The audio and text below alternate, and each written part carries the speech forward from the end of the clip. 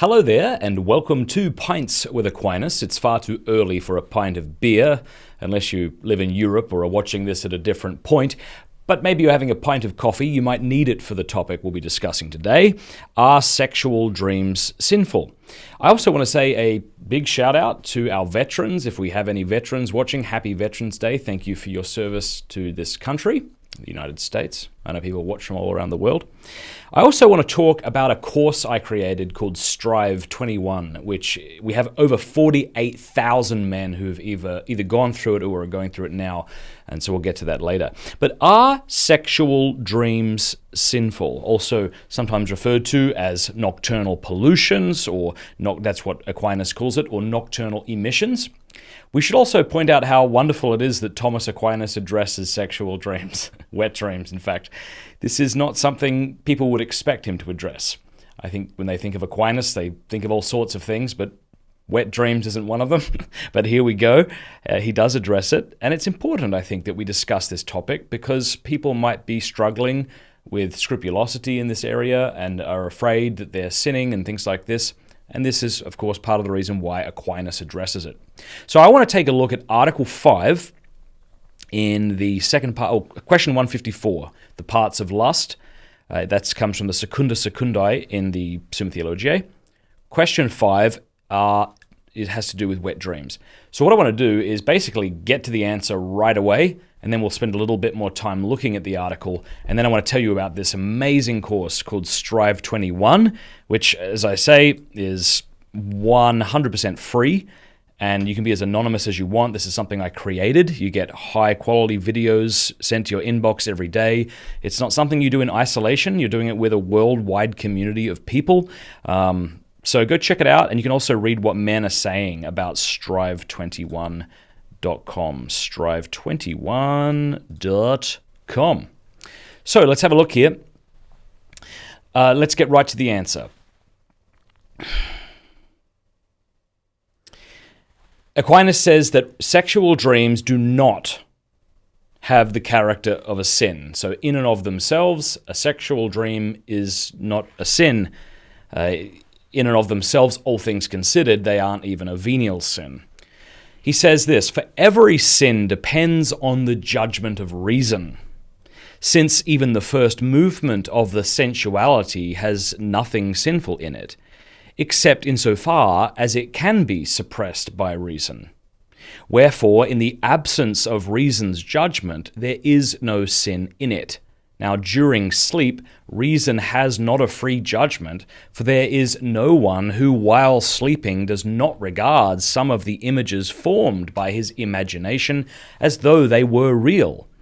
Wherefore, what a man does while he sleeps and is deprived of reason's judgment is not imputed to him as sin, as neither are the actions of a maniac or an imbecile. Right, so we might not use those terms today, maniac and imbecile, maybe we do, but it's a fair point. If someone is out of their mind, we don't say that they've sinned because they didn't have the use of reason. We might lock them up for their own safety or for the safety of other people. We might try to treat them in one way or another, but we wouldn't say that they're culpable for the things that they did if they were out of their mind. The things that they did may have been atrocious, but we wouldn't say that person sinned, again, if they didn't have the use of reason. Same thing with an imbecile. And so we might think of somebody who hasn't developed, their reasoning faculties the way a grown adult usually does. If this person has mental special needs or something like this that are severe enough that they can't really be held accountable. They're like a child in that respect. And so we might say that what they did was wrong, but we wouldn't kind of say that what they did was sinful. Objectively speaking, it may be a sin, but we wouldn't say they're culpable for it, okay? Now, Aquinas goes on to say, however, that certain things that we may engage in or subject ourselves to prior to sleeping may cause us to sin. Now, one thing he does, I'll just read this through here because I got to be honest, some of it I don't understand. He says, secondly, nocturnal pollutions or wet dreams or sexual dreams, again, this could apply to both men or women, may be considered with reference to its cause. Okay, now this may be threefold, Aquinas says. One is a bodily cause. Now, I don't know if his science is bang on here or not. If you know, let me know. He says, for when there is excess seminal humor in the body, or when the humor is disintegrated either through overheating of the body or some other disturbance, the sleeper dreams things that are connected with the discharge of this excessive or disintegrated humor. The same thing happens when nature is cumbered with other superfluities, so that phantasms relating to the discharge of those superfluities are formed in the imagination. Accordingly, this excess of humor be due to a sinful cause. For instance, excessive eating or drinking. Nocturnal pollution has the character of sin from its cause, whereas if the excess or disintegration of these superfluities be not due to a sinful cause, nocturnal pollution is not sinful, neither in itself, which is what we spoke of a moment ago, nor in its cause. So it sounds like Aquinas is saying that things like overeating and over-drinking may lead to this. And if that were the case, then we have something that has caused it that is in itself sinful, namely overeating or overdrinking. And if this is the case, when we go to confession, we wouldn't be confessing having a sexual dream. What we'd be confessing is the overeating or overdrinking. Now, again, I'm not sure whether that's true or not, but certainly we could think of other causes. If you spend some time during your day watching shows that have sexual content, maybe graphic sexual content, this is something that I think we should be repenting of, that we should be avoiding. And certainly things like pornography are intrinsically evil, and we should repent of that. So if you've watched pornography, say, and then maybe you haven't gone to confession, and maybe several months later you have a dream that seems to have been inspired by this horrible thing that you subjected yourself to, well, whereas you don't have to confess the sexual dream, you do have to confess the cause of it, which was in and of itself sexual. Now let's look at one of the objections he raises and one of the responses, right? So someone might say this, who wants to say that sexual dreams are in fact sinful in and of themselves. They might say, whoever has the use of reason can sin. Now, a man has the use of reason while asleep, since in our sleep we frequently discuss matters, choose this rather than that, consenting to one thing or dissenting to another. Therefore, one may sin while asleep, so that sexual dreams, nocturnal pollutions, is not prevented by sleep from being a sin, seeing that it is a sin according to its genus. All right, so we have the use of reason while we're sleeping, so you're actually wrong, Aquinas. We can actually sin through a wet dream or a sexual dream. These are in and of themselves sinful. Aquinas, in response to that, says that the use of reason is more or less hindered in sleep. So even if you want to say that you have some capacity to reason while you're asleep, he's like, okay, fair enough, but like it's hindered in such a way that you may as well not have it. According, Aquinas says, as the inner sensitive powers are more or less overcome by sleep, on account of the violence or attenuation of the evaporations.